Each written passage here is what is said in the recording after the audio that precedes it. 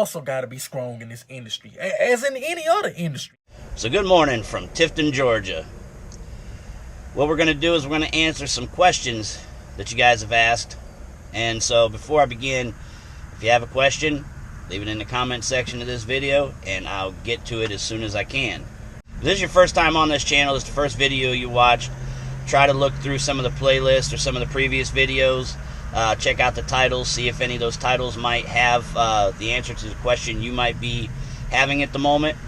I get the question. I get several questions asked repeatedly, and I've said it before. I need to put them in a better order so that you guys can find them. So again, as I said, first time at this channel, check out the previous videos, see if any of those titles match what you're looking for, and if you haven't subscribed, subscribe, like, share, appreciate it.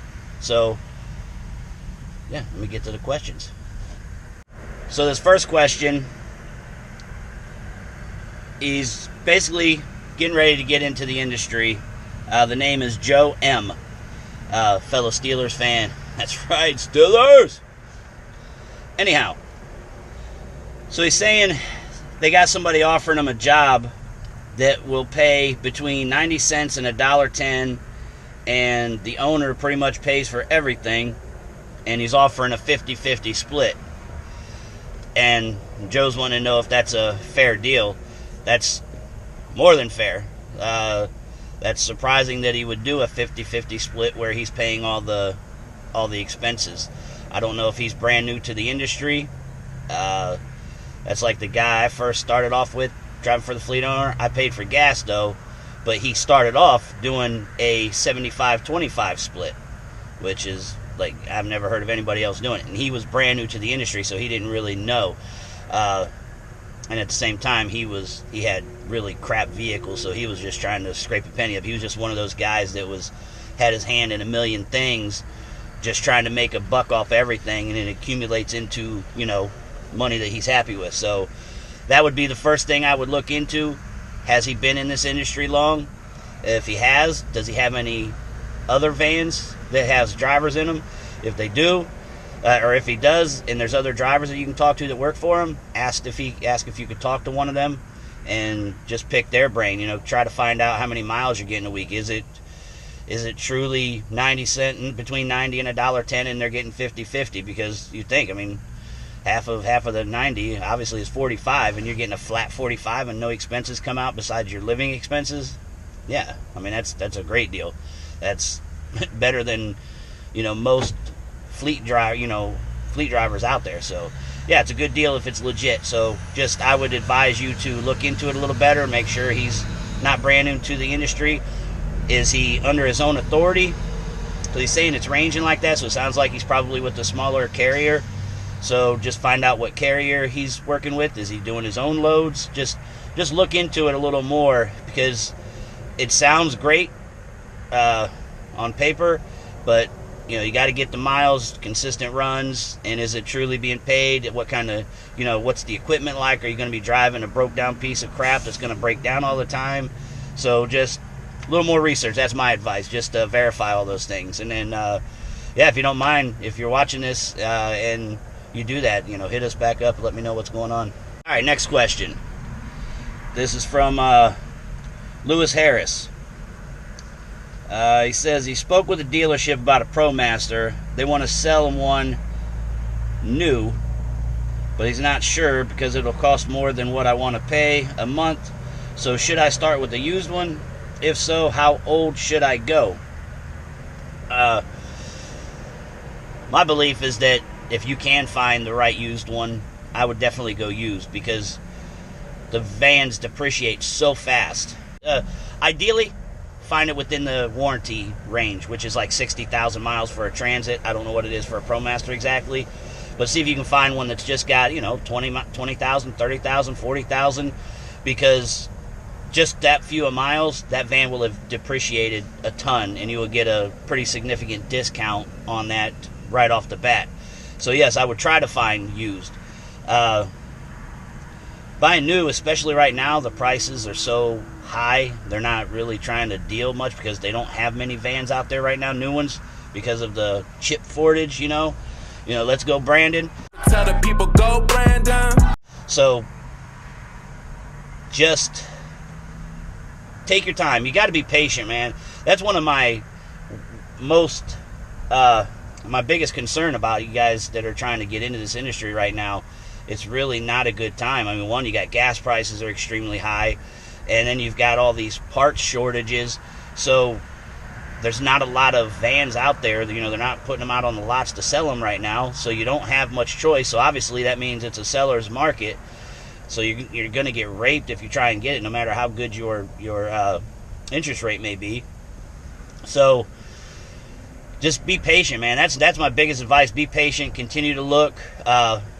If you're searching, don't search just in your general range. I mean, search nationwide. Whatever dealerships near you, they should be able to search, you know, nationwide as well. So that would be something that you could do, is initially go into your dealership and ask them to search, because then they have kind of other dealerships they've dealt with and whatnot. But, you know, do your own search. Me personally, when I go looking for vans, I look on Kelley Blue Book. I basically go in there, price the van I'm looking for, and then there's an option to look for used vehicles of that type. So that's how I do it, Kelley Blue Book, and I put any range of miles, so I look everywhere. To summarize, yes, I would look into a used. I would try to be patient for a used one.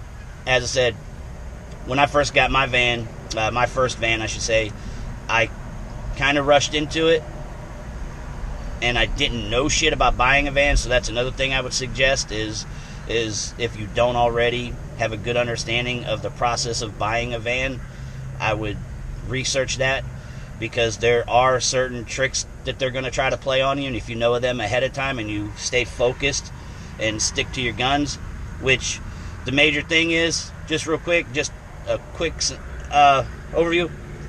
Know the price you're looking for, a fair price that you're looking for. I want to say the number is basically, I think it was like, if you're looking at a new van, if it's the sticker price. Now, Big D's probably watching this. I know he's got experience.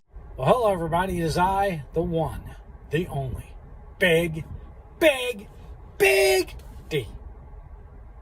He's a good one to ask about this thing, because that's who I got my information from, him and Jay from Crafty Truckers. I believe you can look at the sticker price and basically, to get a general guide of what price you're going to do, is take 20% off of that, I believe, 15-20%, and you can get an idea where you want to end up. But the price you want to end up with, and look at the options, just do all the details. Do not let them run your credit at the beginning. Don't ever let them touch your credit until you guys have decided on a price. So just don't go out there and get anxious. Like I said, my first van, didn't know shit. Credit was bad. I had $1,500. I was like, walked in, and that's how I used to deal with the dealership. Walk in, my credit sucks. This is what I got. What can I get? I'm looking to get a van, so what can I get? Or rather, can I get approved? And they will. They'll approve you. I mean, and they'll rape the shit out of you. So basically, because that's what happened to me on that van, is I had like a 12%. I think I was paying 12% interest on that loan. So when I finally needed to trade it in to get my first Transit, I was $7,000 upside down still. So I had to take that negative $7,000 and put it into the new loan. So, my van that should have cost me $39,500 cost me $46,500. So it just kind of puts you in a hole from the beginning, and it's tough to climb out of unless you are extremely disciplined on your money.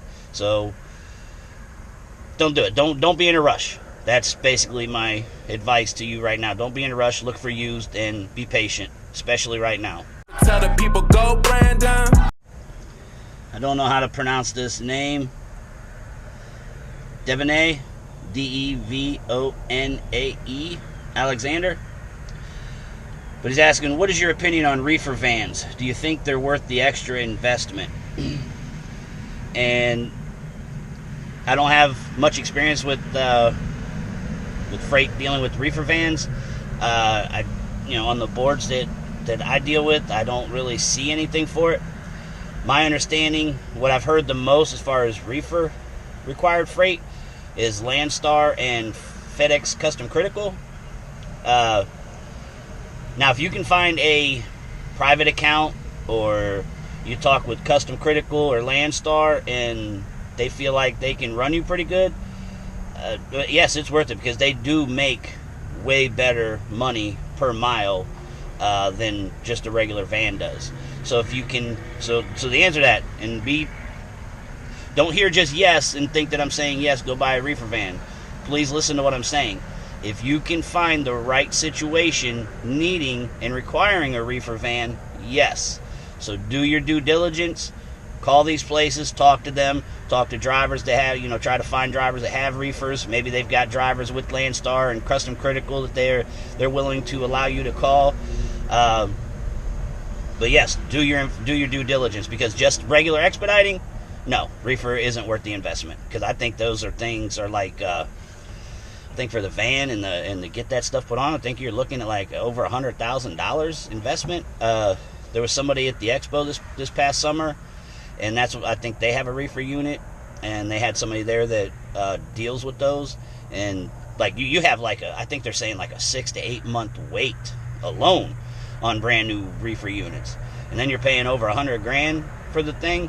Like, you need to make sure that where you're putting it to work is gonna get a return on your investment. So those are the only two places I'm aware of. So other than that, get with grocery stores, produce providers, go out and, knock on some doors and see if there's anybody that you can get some regular runs with it, But yeah, make sure that you got work for it before you buy it. That's the only way it's an investment, is if you actually have some good, steady work for it. Because in regular expediting, as I said, no go. No bueno. So next question. This is Chelsea Braswell. I'm assuming that's how you pronounce the last name. She just asked, can you explain more about the freight east of Mississippi? I'm not 100% sure what she's asking, but I've mentioned about, trying to stay east of the Mississippi for the most part, because major freight is, lower Wisconsin, northern Illinois, even some southern Illinois, but Illinois, Indiana, Michigan, Ohio, Pennsylvania, Kentucky, Tennessee, Carolinas, Atlanta, Georgia is a main freight hub for the nation. So that's what I mean by the freight east of the Mississippi. I mean, it's the entire region for the most part. Florida, no good. There's a lot of freight going to Florida, but not stuff coming out, and what does come out is extremely cheap. The East Coast, like Connecticut, Massachusetts, the further north you get of Connecticut, the worse the freight becomes, unless it's local stuff. But for expediting with any kind of miles to it and pay, the north of Massachusetts you go, the worse it gets and the harder it gets. New York, New Jersey's got a lot. PA's right there. Maryland is hit and miss. But the bad thing about over in the East Coast, like in the Connecticut, Massachusetts, New York, New Jersey, Eastern PA, the bad thing about that area, super competitive, so the rates are being driven down in that area. Not to say you can't get some good rates out of there. Of course you can. There's always an exception to the rule. But as a whole, it's very difficult to get out of over there as far as at a good rate. I don't like to go over there. I mean, also you have a lot of tolls. Gas is higher, so I don't like to go over there anyhow. I just don't like the area in general as far as to even be there. So, but yeah, like you get the mid to western PA and all those other states that I mentioned, the freight's pretty steady. Prices are pretty solid. There's days, obviously, that it becomes, more competitive than others. So, yeah, hopefully that answered your question on that one. I just wanted to cover it. I saved it, so I just wanted to touch on it. And if you're watching this video, hopefully that answered the question. If not, ask me more thoroughly in the comment section of this video. All right, this is going to be the last question. Now, this guy asked it, Ramon Batista, I guess, basically asking about how old of a van can he get. A lot of people ask this, and that's going to be dependent on where you're trying to sign the van on.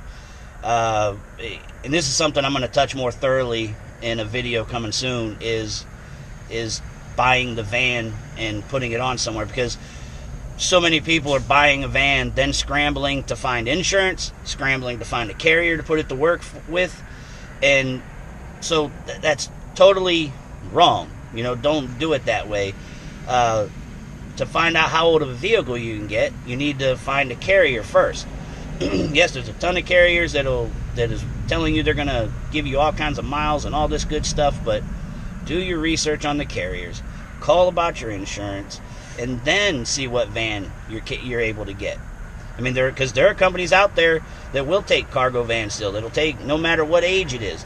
You need to find it. If that's your only way of getting into this, and that's what you got your mindset on, like, hey, I got to get it. This 2015, man, it's right there. It's a price I can't pass. Well, hurry up and find you a carrier that's going to be able to put you to work with it. You know, don't. And again, you got to research the carrier, man. I get a little frustrated trying to answer some of these questions because a lot of people don't really thoroughly listen to what you're saying. And some people don't get the information because there's a lot of videos. I mean, it's not like every single video I'm covering the information these people are asking, so they're not getting that information before they go and buy. So it's really difficult, man. Any of you guys that are watching this, I don't know if you do, but you know, share this information with the next person that you hear looking to get into it. So many people they soak up information, and then they look at everybody coming into it or new people like it's the competition, and they don't want to touch them. And so they don't give them help. And these people come into the industry, and they don't know what the hell they're doing. And then they take super cheap rates. They're bringing in really shitty equipment, providing really bad service. It's just compounding the problem. So do your best to help the next person, man. Lead them to the videos. I don't care if it's mine, somebody else's that you like their information, a website, a certain carrier. I mean, whatever it may be. Just try to educate these people, because too many people are just jumping into this and they have no idea what they're doing. Like, I know I'm kind of straying off a little bit here, but I just want to end this with this part. Just like on the groups on Facebook, I don't know if it's just jumping out at me a little more right now, or if it's really what is going on, but it seems like there is a very, very high number of people running to get their authority. And they have no idea what they're doing once they get it. They get their authority, and then they're like, they think that if they get their authority, that the back door's open and the cargo area becomes a vacuum and nothing but cash comes flying in. And that couldn't be further from the truth. If you don't know what you're doing with your authority and you don't have any hustle, your hustle got to be strong in this industry, as in any other industry. And you don't have any drive, that authority is going to do nothing but have cost you a few $100 and just disappeared and went away. And I'll get into that a little more too, pretty soon, as far as the authority and everything. But guys, just be patient, man. Right now is not a good time to be jumping out here. It's not to say you can't come out here and make money. Don't twist what I'm saying. I'm not trying to keep you from coming out. I'm not hating. I'm not doing any of that. I'm just being honest and giving you my opinion. As I said, gas prices are high. People's insurance has been high. A lot of people I've been hearing that's getting into this. The freight is not the greatest. It's okay, but it's not great. Van prices are extremely high. I mean, there's just a lot of bad things going on, and who knows what's going to happen with this, mask or vaccine mandate bullshit, Tell the people go Brandon. Like, so, and I'll touch on that too. Like I said, I'm touching on some things that's just on my mind that I want to get put out. But anyhow, the age of the vehicle. Find the vehicle or find the carrier that you like. Talk to the carriers. Find out what year vehicle they're willing to take. That's the way to go about finding out what year you can get, because there is no set, hey, you can get 15, because like with Barrett Direct Line, 3 years or newer. That's it. There's several carriers that are like that. I think VGS, when I left, I think they was doing 4 or 5 years or newer. So just, you got to call these carriers, man. And to be honest, if the carriers that are willing to take older than like 4 or 5 years, it would kind of be a red flag. Just pay attention. They're either just trying to find units to put out there to put a pin on the map, You know, some of them may be pretty solid companies and may be able to run you, but just do your due diligence. Once again, be patient and research. So, all right, guys, I'm out of here, man. Again, before I go, if you didn't like the video, hit the thumbs down. If you liked it, you like this information, hit the thumbs up. You know, subscribe, share the video, and hit the notification button, and be notify you next time I put a video up, man. I am about to leave here. I'm going to continue heading north. I delivered in Florida. I'm going to continue heading north, and I will catch you guys later.